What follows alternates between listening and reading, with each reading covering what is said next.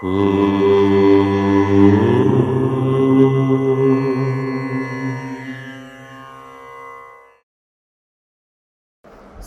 గణేశ శారదా దత్తాత్రేయ సద్గురు పరబ్రహ్మణే నమః. మనోజవం మారుతతుల్యవేగం జితేంద్రియం బుద్ధిమతాం వరిష్టం వాతాత్మజం వానరయూధముఖ్యం శ్రీరామదూతం శిరసా నమామి. స్వధర్మ ప్రేక్షకులకు మాస ఫలితాల్లో భాగంగా జూన్ నెలలో, జూన్ నెల అంటే అధిక జ్యేష్ఠ మాసం 15 రోజులు, నిజ జ్యేష్ఠ మాసం 15 రోజులు వెరసి జూన్ నెల కన్యా రాశి వారికి ఎలా ఉండబోతోంది, ఎటువంటి పరిహారాలు పాటించాలి, ఏ విధమైన సలహాలు సూచనలు మొదలైనవి చెప్పడం జరుగుతుంది. ఉత్తర 2, 3, 4 పాదాలు, హస్త 4 పాదాలు, చిత్త 2 పాదాలు కలిస్తే కన్యారాశి. కన్యారాశి వారికి గ్రహ సంచార ప్రకారంగా జూన్ నెల 2 నుండి గ్రహ సంచారం మారుతోంది. గురువు యొక్క సంచారం ఏకాదశ స్థానంలో, లాభస్థానంలో ఉన్నటువంటి గురువు యొక్క సంచారం కన్యారాశికి చాలా అద్భుతమైనటువంటి ఫలితాలను జూన్ నెలలో ఇవ్వబోతున్నాడు గురువు. శనైశ్చరుడు సప్తమంలో ఉండటం, ఖర్చులు, అనారోగ్యం 2 ఉంటాయి. కాబట్టి శనైశ్చర సంబంధంగా కొంత జాగ్రత్తగా ఉండాలి కన్యారాశి వారు. 6వ స్థానంలో రాహువు ఉండటం చాలా శుభదాయకమైన ఫలితాలు మీకు దక్కుతాయి. శత్రువులపై విజయాలు సాధిస్తారు. 12వ స్థానంలో ఉన్నటువంటి కేతువు ఆర్థిక క్రమశిక్షణ లేకపోతే ఇబ్బంది పడతారు. విదేశీయానం అనేటువంటిది కూడా కన్యారాశి వారికి సూచనగా ఉంది. అలాగే కన్య నుంచి కనుక చూసుకున్నట్లయితే భాగ్య రవి, భాగ్య బుధుడు, అష్టమ కుజుడు, సప్తమ శని, షష్ఠ స్థానంలో ఉన్నటువంటి రాహువు యొక్క విషయాలు. కాబట్టి ముఖ్యమైనటువంటి విషయముల యందు కొంత గ్రహబలం అనేటువంటిది పెరుగుతోంది కన్యారాశి వారికి. పట్టుదల విడిచిపెట్టకుండగా చేపట్టినటువంటి పనులను పూర్తి చెయ్యండి, విజయం మీకు వరిస్తుంది. విదేశీ నివాస ప్రయాణ ప్రయత్నాల్లో ఉన్నటువంటి వారికి, కన్యారాశి వారికి అన్ని మంచి ఫలితములు ఈ మాసంలో కలిగే ఆస్కారం కూడా ఉంది. పరిస్థితులకు అనుగుణంగా ముందుకు సాగండి. మీ రంగాల్లో మీకు శ్రద్ధ, ఆసక్తులు అవసరం. ముఖ్యమైనటువంటి విషయముల యందు ఆచితూచి ముందుకు సాగాలి. మోసం చేసేటువంటి వారు మీ చుట్టూ కూడా ఉంటారు. వారిని ఒక కంట కనిపెడుతూ ఉండండి. అలాగే సకాలంలో పనులను పూర్తి చెయ్యండి. ఆస్తులను వృద్ధి చెందింప చేసుకోవటానికి ఈ మాసం కొంత మీకు అనుకూలంగా ఉంటుంది. అమ్మకాల విషయం కానీ, స్థిరాస్తి కొనుగోలు ఫలితాలు మీకు అనుకూలంగా ఉంటాయి. తీర్థక్షేత్ర దర్శనం, వాహన మార్పులు ఈ 2 కూడా జూన్ నెల 16 తర్వాత చేయవచ్చు.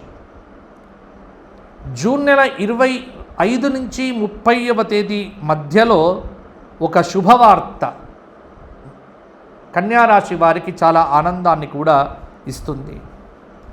ప్రయాణాలు చేసేటప్పుడు జాగ్రత్తలు కొనసాగించండి. ఆర్థికంగా కూడా కొంత బాగుంటుంది. కుటుంబ సహకారం లభిస్తుంది. అలంకరణ వస్తువులు కొనుగోలు చేస్తారు. అలాగే కుటుంబ సభ్యుల ఆరోగ్యం కోసమై ధనాన్ని ఎక్కువగా ఖర్చు చేయవలసి ఉంటుంది. ఆధ్యాత్మికతకు, తీర్థయాత్రలకు ప్రాధాన్యత ఇస్తారు.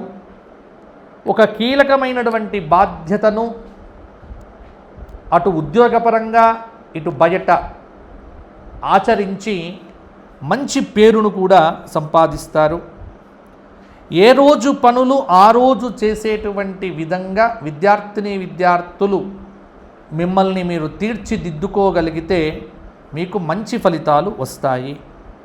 రుణముల విషయంలో తెలివిగా ప్రవర్తిస్తారు. దూకుడుతనం తగ్గించండి. కొత్త కొత్త ప్రణాళికలు అమలు చేయటం పట్ల జాగ్రత్తగా ఉండండి. మనశ్శాంతి కోసం కొంత వెతుకులాట అనేటువంటిది కూడా కనిపిస్తుంది. స్వల్ప ప్రయత్నంతోనే రాజకీయ నాయకులకు విజయాలు సొంతమవుతాయి. స్థిరాస్తులు వృద్ధి చెందుతాయి. రుణముల విషయంలో కొంత తెలివిగా ప్రవర్తించడం అవసరం. సమాజంలో గౌరవం అనేటువంటిది కూడా పెరుగుతుంది. జీవితం గత మాసము కంటే ఈ మాసము సంతృప్తికరంగా ఉంటుంది.